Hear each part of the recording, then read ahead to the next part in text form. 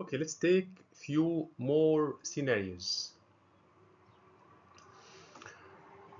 So next case is a patient, most probably is young patient who came to the ED with depressed consciousness. GCS is 9, RR7. The patient is hypotensive, hypothermic.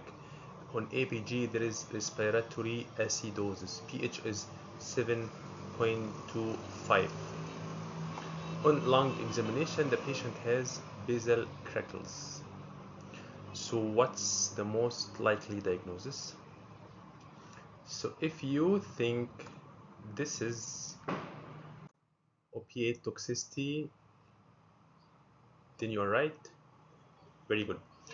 So we all know the classic triad of opiate toxicity: altered mentation, hypopnea, and pinpoint pupil. Before I go into some details of the case, let's review the management. What do you think? How can we manage this patient? As we discussed before, the first is we stop exposure if applicable. For example, if this patient is on chronic opiate infusion for pain management, we stop exposure. Then ABC, I forgot here to write stop the exposure if applicable. Then ABC, ventilation first, and this is very high yield. The question came about ABC point in opiate toxicity. We will discuss this in few minutes. So what is after that? The antidote. The antidote for opiate is naloxone. So ventilation first, naloxone second, and we repeat naloxone every 2-3 minutes. And if the patient requires multiple doses, we start naloxone infusion, right? So the basal crackles here can be due to aspiration. So as I just mentioned, opiate toxicity has the classic triad: decrease consciousness, decreased respiratory rate, hypoventilation, and pinpoint pupil. So what if the case doesn't mention pinpoint pupil or even mention normal or mild races? This happens sometimes. I didn't see it in SPA exams, but in this case, still the diagnosis is opiate intoxication. Just this can be a distractor because this can happen, the intoxication with co-ingestion. There can be co-ingestion of mydretics like sympathomimetics, PCB, and ecstasy, the MDMA. Okay, so I think in the case came on the recent diet, there was no he didn't mention about the pupils in the question stem. Okay, so this patient responded to 2 doses of naloxone 400 max, and DCS improved to 13, RR to 14. After 90 minutes, the patient deteriorated again. DCS dropped to 10 and RR to 8 after 2 doses. So what would you do in this case? Right, you will start infusion of naloxone. What is the dose? So you calculate the total dose the patient has received, and then we take 2/3 of this dose as infusion per hour. In this case, it will be 500 max per hour, not per minute. Remember this.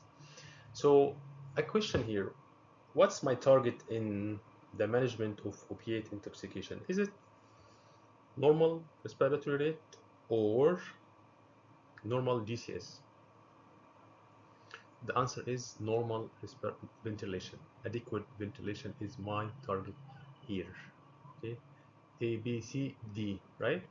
Okay, so if you fix the ventilation, you fix the normal mental state, even if the patient GCS improved later after that. But usually the dramatic, we all know the dramatic response to naloxone.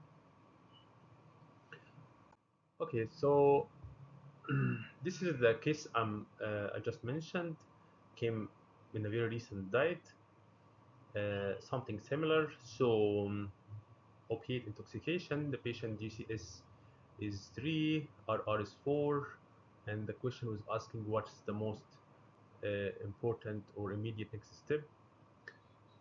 So what do you think is the answer? If you think the answer is D, then you are right. A, B, C, bag valve ventilation, bag valve mask ventilation with oxygen. This comes before naloxone. Of course, I know in real life we do things parallel, but for the exam wise, A, B, C should be the priority. Okay, next case. Let's take two more cases. This case is a patient who is in olanzapine.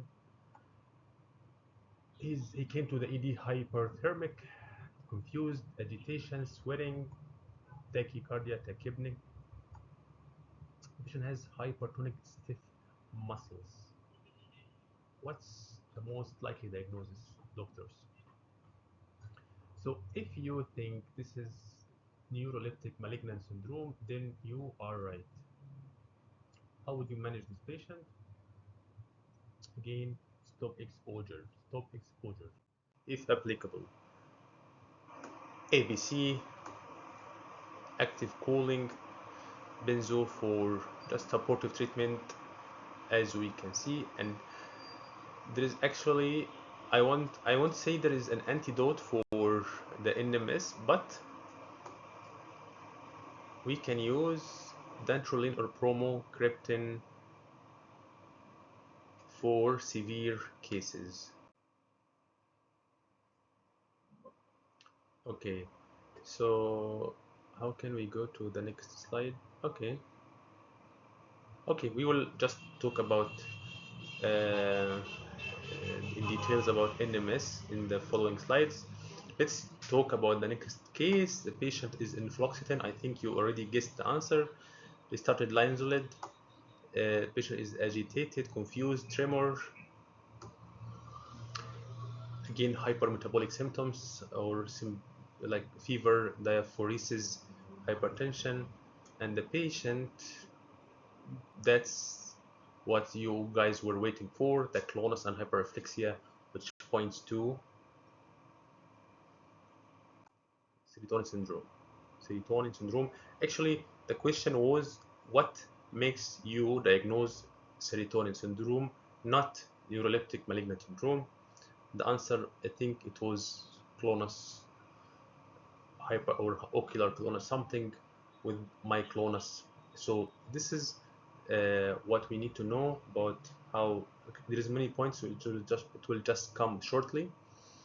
Let's talk about this after management of serotonin syndrome. How would you manage this patient? Stop exposure if applicable, ABC, ABC. Again, supportive treatment, active cooling, benzo for agitation, and there is, I also won't say antidote, but there is a reversal agent for serotonin syndrome, which is cyproheptadine. Cyproheptadine, if severe, moderate, or severe. In some studies, they mentioned that cyproheptadine even can be used as diagnostic for serotonin syndrome. It reverses the migrases that caused by activation of autonomic nervous system. Okay, so let's see the big table. So NMS and serotonin syndrome both are different in the causative agents. In NMS, it can be antidopaminergic. Okay, patient will have a history of psychosis related features. And serotonin syndrome, serotogenic agents, we will mention these agents in a while. It's very high yield. The onset with NMS and This can be very important for as a clue for the diagnosis, gradual versus quick acute onset in serotonin syndrome. The similar features are, you can say, activation of autonomic nervous system. We can say also hypermetabolic symptoms, hyper, especially the hyperthermia is very important. The distinctive features, the distinctive features between both are very high yield. We have hyporeflexia or normal reflexes with neuroleptic malignant syndrome, especially if severe, and this is usually due to the generalized lead pipe rigidity. Normal pupils and reduced sluggish bowel sounds. So with serotonin syndrome, we expect hyperreflexia. As we mentioned, we have clonus with hyperreflexia, and the patient is rigid with clonus with hyperreflexia, not stiff like the neuroleptic malignant syndrome. Patient can develop mydriasis. There is hyperactive bowel sounds. As we mentioned, the treatment is dantrolene from Krypton for NMS, benzo or cyproheptadine for serotonin syndrome. The acquisitive agent in the next table is very high yield for SS. So as we just had in the case, SSRI are the most common: sertraline, fluoxetine, and the rest. Tramadol. Tramadol is very high yield. I didn't see a question I don't remember a question, but it's high yield for the exam. MAO inhibitors, MAO-like agents, MAO inhibitors like phenylazine, and MAO-like agents like with the patient in the case we just discussed, linezolid. It's an antibiotic. So triptan for migraines, I really don't know much about that. Others are like dextromethorphan and MD, the ecstasy we mentioned in another video. Thank you so much, everyone. Let's move to the next cases.